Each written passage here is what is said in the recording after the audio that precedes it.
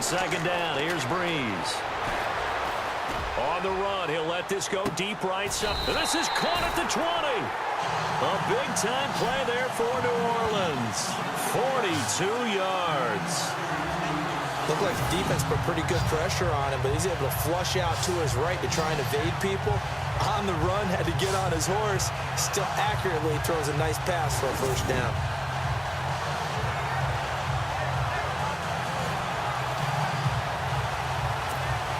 And now inside the red zone, the offense will operate.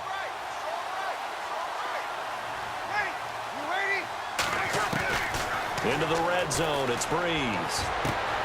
Coleman has it here right side. Another nice gain, 13 yards that time, and another first down.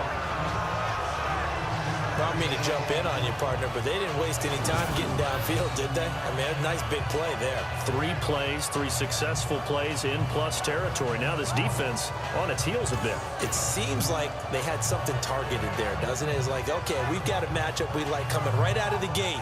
Let's go ahead and get right to it.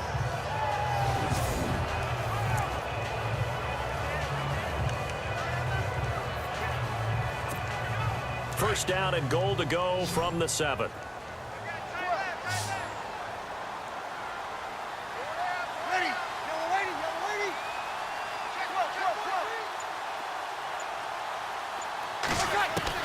Working from the gun, it's Breeze. And he'll be brought down right on the edge of the goal line at about the 1-yard line. A gain of 7 that time, second goal.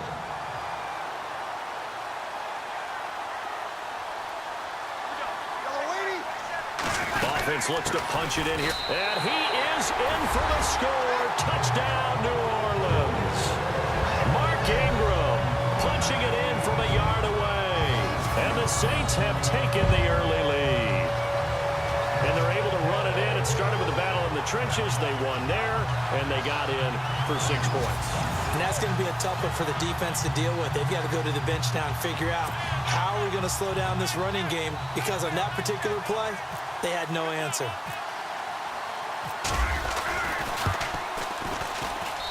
And it's good as the Saints have a 7-0 lead. The drive summary that time, 5 plays. And it's Mark Ingram who caps it off with a touchdown run.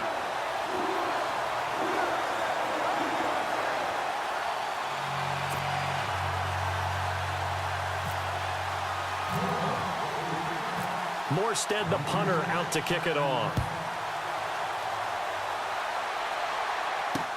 That's fielded in the end zone. And he'll elect not to return this one, so they'll bring it out to the 25 on the touchback. So let's discuss the Detroit Lions as their offense makes their way back out there, Charles.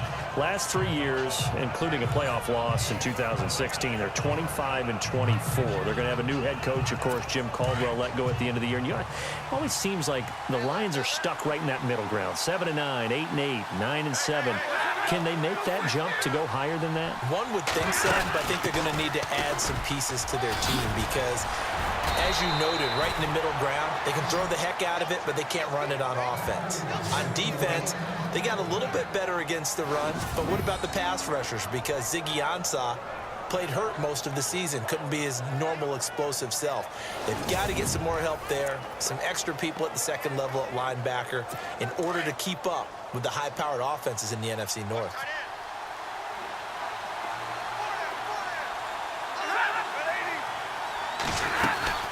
They go back to Reddick. And he's going to be met at the line of scrimmage and taken down.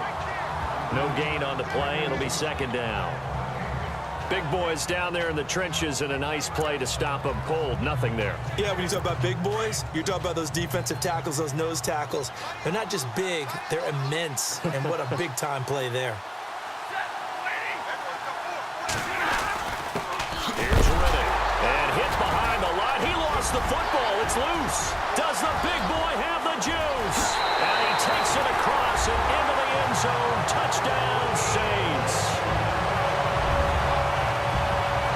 Even the great ones, some of the best, they're not immune to the fumble, and here it really hurts them. If the ball gets away from any runner's body, That's when the defense pokes at it, swipes at it, swats at it, and finds a way to create a big play for themselves.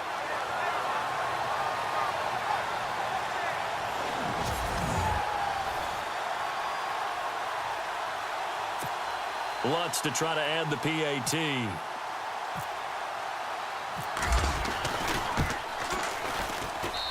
And it's 14-0. The scoop and score, always an exciting play in football, and we witnessed it there, grabbing it off the ground and then rumbling it into the end zone for 6.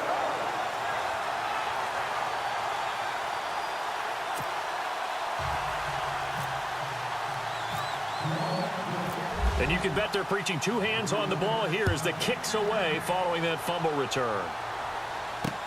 That'll be taken in the end zone. And no run back here. This will be a touchback, and it comes out to the 25-yard line. I want to give a hat tip real quick, Charles, to J.J. Watt before the possession switches here. Walter Payton NFL Man of the Year, and they totaled up how much he helped raise for hurricane relief, $37 million. Incredible. Hurricane Harvey, which really hit the Houston area in a big way, and his original goal was $200,000. So congratulations to J.J. Watt and all the people who participated. And Greg Olsen of the Panthers, Benjamin Watson of the Ravens, both tight ends, also nominated and finalists for the most prestigious award as determined by the NFL, the Walter Payton Man of the Year Award. And the tip there altered the ball flight, and it falls incomplete. It'll be 2nd down. Let's face it, if you want to get back into the game, these are the kind of throws you got to hit. He's wide open right there. Got to be able to get it to him, don't you think? And those are the throws that haven't been available to them every time he's dropped a pass. Yeah, that's a big miss. Ebron caught left side. And they're able to get this one across the 35. Stafford finding his big tight end Ebron for a Lion first down.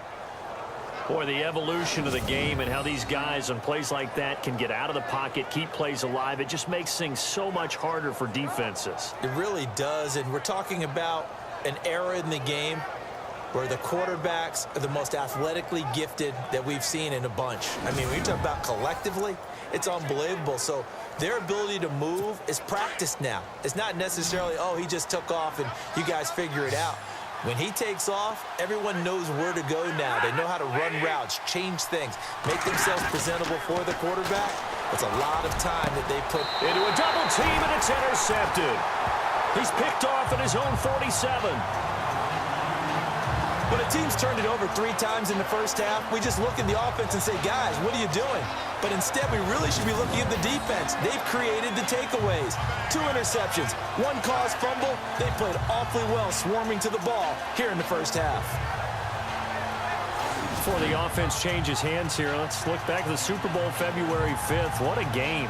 I know you were there calling it offensively, though. Impressive on both sides. It certainly was, and let's face it, if you're in Minnesota, it's cold outside, but you talk about the offenses, they heated up in a big way. And how about Nick Foles? The backup quarterback turned MVP, 373 yards, 3 touchdowns, and, of course, the big one receiving on the Philly special. Quite a story. As you and I were talking about off air, it was just a fluid game, not a lot of penalties, just really clean play. Exactly the type of game the NFL needed for the audiences at home watching the game and, of course, people in attendance.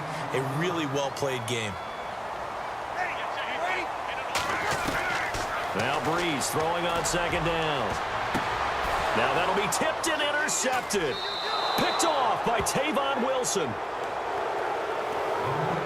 They told us repeatedly earlier in the week in our meetings, we need some plays from our defense here on the road early. They got one. And don't think they were above all week long pointing out to their defense that the other defense is rated higher than them.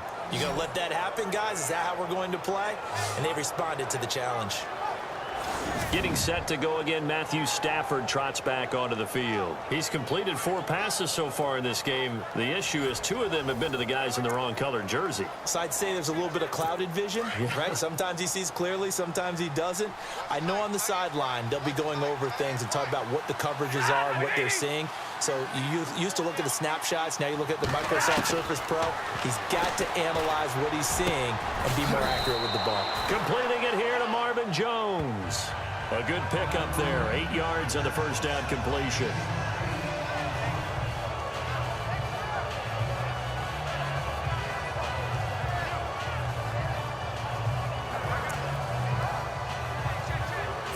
And some options here for the offense on 2nd and 2. And the D-line pinching together must be expecting the run. They'll fake the give. Now Stafford looking deep downfield. And this will be caught at the 30. And a big gain that time. He's out of bounds on what will be the final play of this first quarter. Holding offense. Now that's one they hate. The ball's got to come all the way back. So that's an explosive play, a really explosive play that gets wiped out, and they have to start over after the penalty.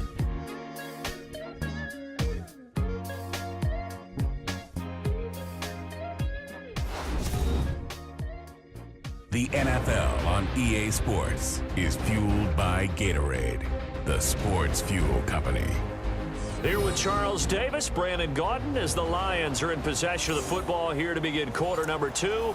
And they'll come up looking to keep this drive moving.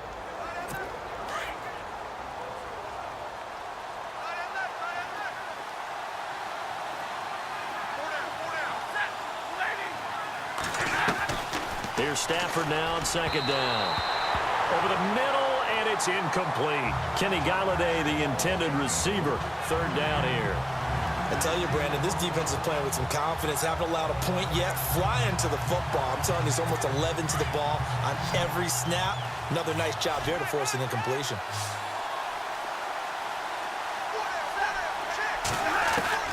Throwing on 3rd down, Stafford. That'll be taken in there by Kenny Galladay. And he's got the first before he's brought down at the 39-yard line. And give him 17 yards that time, as that'll move the chains. And when you're playing a quarterback with some experience and some moxie, you enter the danger zone when you decide to blitz him, because if he's able to diagnose as he did on that play, he can hurt you downfield. He reads defenses so well, doesn't he? He really does, and the best part about that play for him, I don't think that was his primary target. I don't think so either. I think he had the read, figured out where the blitz was coming from, and went to a secondary target for a really nice game.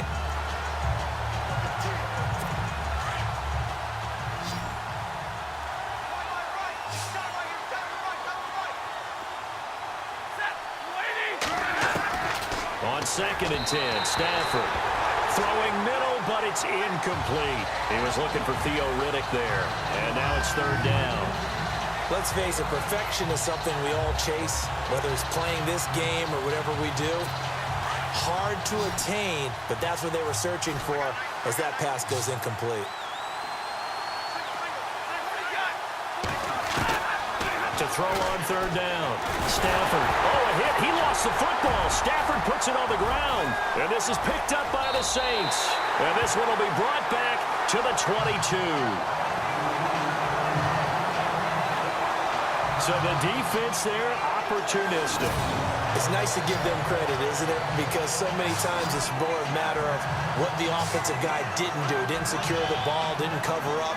In this case, let's just give credit to where it belongs. Knocked it free, made a big play.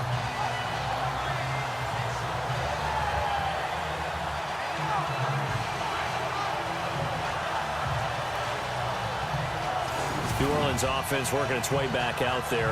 As we look at them ahead to 2018, as that wound at the end of 2017 continues to heal, Charles, they're going to have Kamara, Ingram, Thomas. If they have Breeze back at quarterback, this should be an excellent squad again. It certainly should, and frankly, if the offensive line comes back healthy and intact, that's another big win for them, especially with their 2 tackles, Teron Armstead at left tackle, Ryan Ramczyk, who was a rookie last season at right tackle. And he is into the end zone. Touchdown, New Orleans.